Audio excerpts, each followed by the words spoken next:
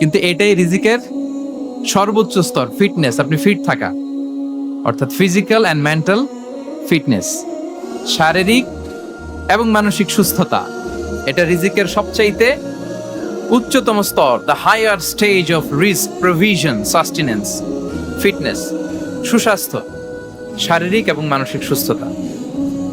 কারণ আমাদের স্বাস্থ্য যদি ভালো না থাকে, ফিজিক্যালি মেন্টালি যদি আমরা ফিট না হই, পৃথিবীর সব নেয়ামত আমার পায়ের সামনে হাজির করলেও আমি কিছুই উপভোগ করতে পারবো না।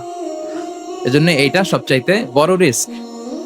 এবং রাসূলুল্লাহ সাল্লাল্লাহু আলাইহি ওয়াসাল্লাম তিনি বলেছেন যে নি'মাতান মাগবুনুন ফীহিমা কাসীরুম মিনান নাস, আস-সিহহাতু ওয়াল ফারাগ। দুটি নিয়ামত আছে যে দুটি নিয়ামতের ব্যাপারে মানুষ খুবই গাফেল, উদাসীন, গুরুত্ব দেয় না।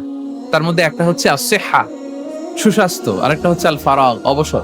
আমরা যখন খুব ব্যস্ত হয়ে পড়ি, নাভিশ্বাস, সময় নাই, খুবই রাশিং, তখন বুঝি যে অবসরের কত দাম। আবার আমরা যখন ফিজিক্যালি উইক হয়ে পড়ি, অসুস্থ হয়ে যাই, তখন বুঝি সুস্বাস্থ্যের কত দাম। তো রিজিকের সর্বনিম্ন স্তর হচ্ছে, প্রিয় ভাই এবং বোনেরা, খাদ্য, টাকা পয়সা, জাগতিক সম্পদ, এগুলা। আর রিজিকের সর্বোচ্চ স্তর হচ্ছে ফিটনেস।